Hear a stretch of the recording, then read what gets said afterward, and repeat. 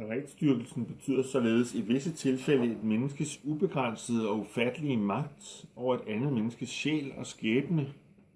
Og det er netop grunden, hvorfor staretserne i mange af vores klostre har været udsat for en formelig forfølgelse.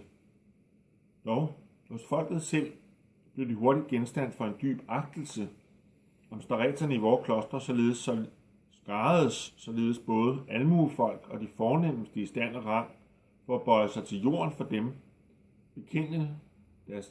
bekende deres tvivl, deres anfægtelser, synder og lidelser for dem, og bede dem om råd og retledning. Ved synet heraf forstærkede staretsernes fjender deres beskyldninger ved at råbe op om helligdommens nedværdigelse, om selvrådet og letsindigt misbrug af skriftemålets sakramente. En skønt den uophørligt virksomme intimitet i skrifteforholdet mellem staretsen og hans myndling intet som helst havde med sakramentet at gøre. Imidlertid staretsdyrkelsen holdt sig trods alt og fæstede efterhånden rod i vores russiske klostre. Men sandt er det ganske vist, at dette prøvede og mere end 1000 år gamle middel til menneskets morale genfødsel, til dets oprejsning af åndelig trældom til frihed og sædelig fuldkommengørelse, let kan blive et tveægget sværd, der fører en og anden ikke til ydmygheden og den absolute selvovervindelse, men til den sataniske stolthed, altså til ået, i stedet for til friheden. Zosima, staretsen i vort kloster, var omkring de 65-20 år.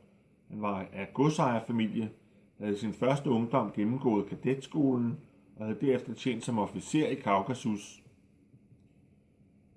Utvivlsomt var det en ganske særlig sjælelig egenskab hos ham, som havde gjort et så dybt indtryk på Aljosha. Denne boede i selve cellen sammen med staretsen, der havde fået ham så kær, at han gerne beholdt ham hos sig. Jeg må dog her utryggeligt bemærke, at Aljosha dengang endnu ikke var bundet af noget som helst. Endnu tilhørte han ikke klostret. Han kunne gå hvorhen han ville. Han kunne blive borte hele dagen, og klosterdragten bar han frivilligt. Kun for ikke at stikke for meget af mod de andre i klostret. Men naturligvis kunne han selv godt lide at bære denne dragt. Måske havde også den nimbus af magt og ry, som stadig omstrålede starets Zosima, forstærket det dybe indtryk, han havde gjort på Aljoshas ungdommelige fantasi. Om Zosima fortalte man, at han i alle de år, han havde modtaget sine lidende, betyngede og higende mennesker, efterhånden havde optaget så mange åbenbarelser, bekendelser og hemmeligheder i sin sjæl, at han med instinktiv sikkerhed, men aldrig svigtende klarsyn, og et blikkeligt læste i den besøgendes ansigt, hvad han eller hun havde på hjertet, hvad det higende sind trængte til, hvilken kval, der pinte den knugede samvittighed.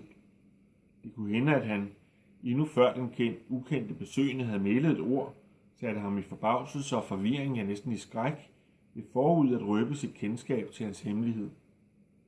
Men Aljosha lagde desuden mærke til, at mange, ja næsten alle, som første gang søgte staretsen for et samtale med ham under 4 øjne, trådte ind til ham med uro og angst, og gik bort fra ham med let og lykkeligt sind. At selv det mørkeste ansigt forvandledes til et stille smil og solskin. Overhovedet var Aljosha i begyndelsen fuld af undring over staretsen, således slog det ham, at han langt fra at være streng eller højtidelig af væsen, tværtimod var munter i sin omgang, næsten med alle, som besøgte ham. Klosterbrødrene sagde om ham, at det netop var de mest gudsforgåede syndere, som han var gladest for at se, og som han særligt sluttede i sit hjerte. Også inden for klosteret havde han været genstand for adskilligt had og nid, næsten lige ind til sin død. Men nu var det kun ganske få klosterbrødre, som var imod ham, og de forholdt sig tavse, skønt de hørte til de mest fremragende og ansete personligheder inden for klosteret, således en af dets allerældste munke, en overordentlig streng mand, både i sin tavshed og sin faste.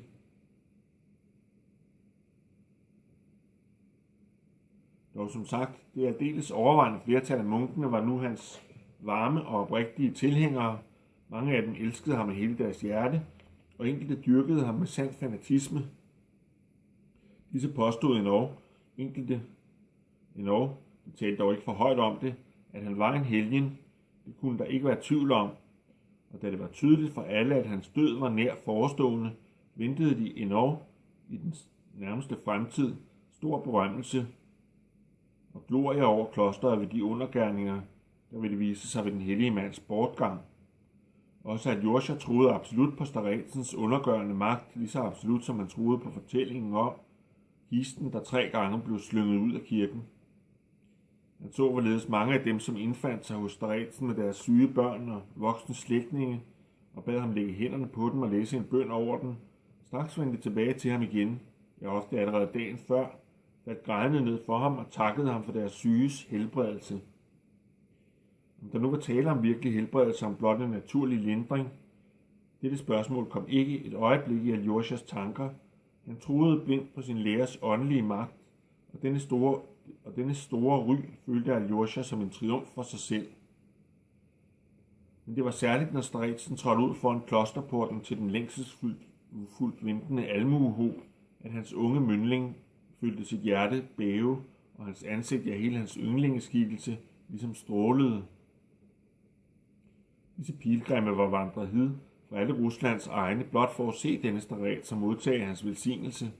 De kastede sig i støvet for ham, græd, kyssede hans fødder, kyssede den jord, han stod på, og kvinderne løftede deres småbørn op imod ham, eller førte deres fra landsbyen medbragte syge og skrigere frem for ham. Staretsen talte med dem, læste en kort bøn over dem, velsignede dem og lod dem gå.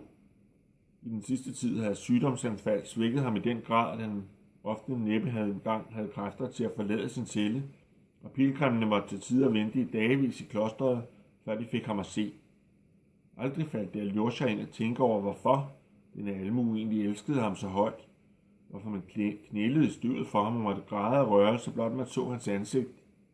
At den russiske almuemands ydmyge sjæl havde behov, det vidste Aljosha kun alt for godt. Han vidste, at der for denne møje, nød og sorg, men frem for alt evig uret og evig synd, forpinte sjæl, ikke gaves nogen større længsel og ingen større trøst, end den at finde en helligdom eller et helligt menneske, falde ned for ham og bøje sig ned til jorden for ham. Aljosha vidste, hvorledes almuen følte og tænkte.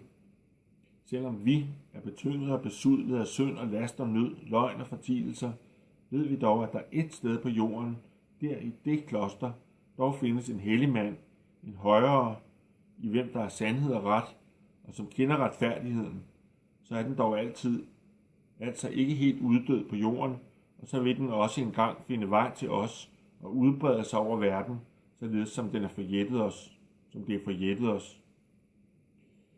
Netop sådan følte de menige folk, ja sådan tænkte det også. Det vidste Aljosha, og han forstod hvorfor.